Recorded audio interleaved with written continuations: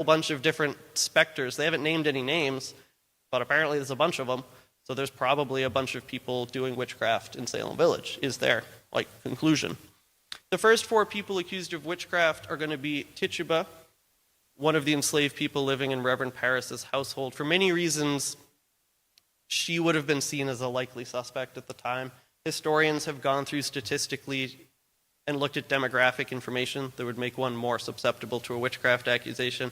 She is enslaved. She's not from there. She's an indigenous person, not originally a Puritan, and she lived in the room where it all started. That alone would have been seen as suspicious.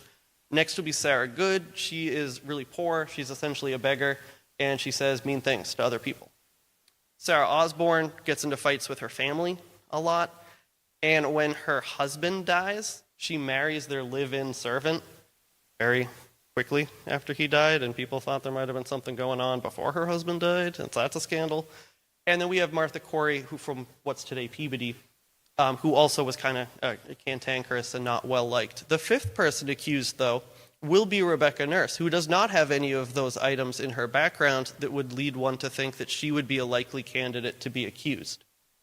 With those first 4, when they're individually accused, they'll each individually be arrested.